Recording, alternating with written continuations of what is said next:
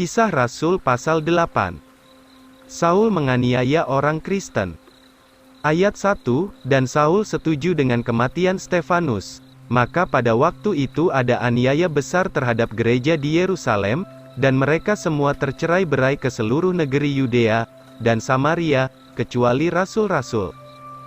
Dan orang-orang saleh membawa Stefanus untuk dikuburkan, dan meratapinya amat sangat. Tetapi Saul membinasakan jemaat itu dengan memasuki rumah demi rumah, serta menyeret laki-laki dan perempuan, dan menyerahkannya ke dalam penjara. Maka mereka yang tercerai-berai itu, pergilah kemana-mana memberitakan kabar baik firman itu. Kegerakan rohani di Samaria oleh pelayanan Filipus. Ayat 5, kemudian Filipus turun ke kota Samaria, dan mengabarkan tentang Kristus kepada mereka. Dan orang-orang itu dengan sehati memperhatikan hal-hal yang dikatakan Filipus, mendengarkan dan melihat mukjizat-mukjizat yang dilakukannya.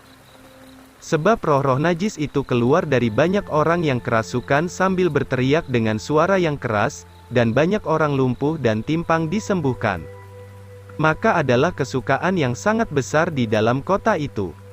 Tetapi adalah di sana seorang yang bernama Simon, yang sebelumnya telah mempraktekkan sihir di kota itu dan menakjubkan penduduk Samaria, serta mengaku dirinya adalah orang besar. Semua orang, dari yang kecil sampai yang besar memperhatikannya. Katanya, orang ini adalah kuasa Allah yang sangat besar. Mereka memperhatikannya, sebab sudah lama ia menakjubkan mereka dengan sihirnya. Tetapi ketika mereka percaya kepada Filipus, yang memberitakan hal-hal tentang kerajaan Allah dan nama Yesus Kristus, maka mereka dibaptiskanlah, baik laki-laki maupun perempuan. Lalu Simon sendiri pun percayalah, dan setelah ia dibaptiskan, ia selalu bersama-sama dengan Filipus, dan ia takjub melihat tanda-tanda ajaib dan mukjizat-mukjizat yang dilakukan itu. Pelayanan baptisan Roh Kudus oleh Petrus dan Yohanes. Ayat 14, ketika rasul-rasul di Yerusalem mendengar bahwa orang-orang Samaria telah menerima firman Allah, mereka mengutus Petrus dan Yohanes kepada mereka. Sesudah mereka tiba, mereka mendoakan orang-orang Samaria supaya mereka boleh menerima Roh Kudus. Sebab Roh Kudus belum turun ke atas seorang pun dari antara mereka, mereka hanya telah dibaptiskan di dalam nama Tuhan Yesus. Lalu keduanya itu menumpangkan tangannya ke atas mereka, dan mereka menerima Roh Kudus.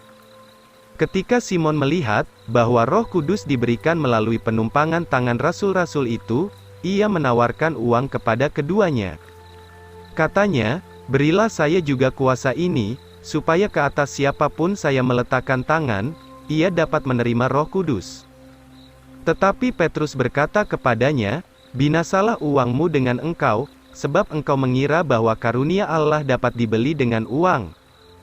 Engkau tidak mempunyai bagian atau hak di dalam hal ini, sebab hatimu tidak benar di hadapan Allah.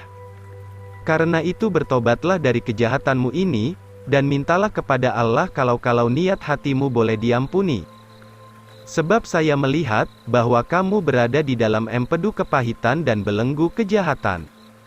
Lalu Simon menjawab dan berkata, doakanlah saya kepada Tuhan, supaya jangan satu pun dari hal-hal yang kamu katakan itu terjadi pada saya. Setelah keduanya bersaksi dan memberitakan firman Tuhan, mereka kembali ke Yerusalem, serta memberitakan Injil di banyak desa-desa orang Samaria. Filipus membaptis seorang Etiopia.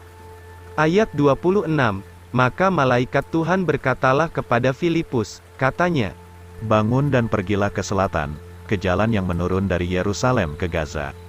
Jalan itu sunyi.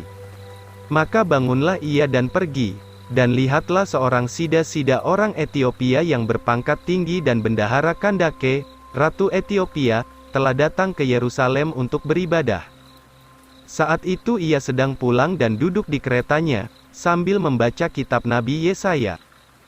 Kemudian Roh berkata kepada Filipus, mendekatlah dan bergabunglah dengan kereta itu. Lalu Filipus berlari kepadanya serta mendengarnya membaca kitab Nabi Yesaya, lalu berkata, apakah engkau mengerti apa yang sedang engkau baca itu? Dan ia berkata, bagaimana saya bisa, kecuali seorang menuntun saya? Maka ia meminta Filipus naik dan duduk bersamanya. Nas kitab suci yang dibacanya adalah ini, ia dibawa seperti seekor domba ke pembantaian, dan seperti seekor anak domba bisu di hadapan penggunting bulu domba, demikianlah ia tidak membuka mulutnya. Di dalam penghinaannya, hukuman yang adil dilalukan daripadanya, dan siapakah yang akan menyatakan asal-usulnya, sebab nyawanya sudah diambil dari bumi. Dan sida-sida itu menjawab Filipus dan berkata, "Saya mohon kepadamu, tentang siapakah nabi ini berkata-kata demikian, tentang dirinya atau tentang orang lain?" Lalu Filipus membuka mulutnya, dan mulai dari ayat itu, ia memberitakan Yesus kepadanya. Dan sementara mereka meneruskan perjalanannya, tibalah mereka di tempat yang ada air. Maka sida-sida itu berkata, "Lihatlah di sini ada air, apakah yang menghalangi saya untuk dibaptiskan?" Filipus berkata, "Jika engkau percaya dengan segenap hatimu, boleh." Dan ia menjawab dan berkata, "Saya percaya bahwa Yesus Kristus adalah Putra Allah." Dan ia memerintahkan kereta itu berhenti. Lalu mereka berdua masuk ke dalam air, baik Filipus dan sida-sida itu, dan Filipus membaptiskannya. Dan ketika mereka naik keluar dari air itu, Roh Tuhan membawa Filipus pergi, sehingga sida-sida itu tidak melihatnya lagi, dan ia melanjutkan perjalanannya dengan bersukacita. Tetapi Filipus didapati di Asdod, dan sambil berjalan melewatinya, ia memberitakan Injil di semua kota sampai ia tiba di Kaisarea.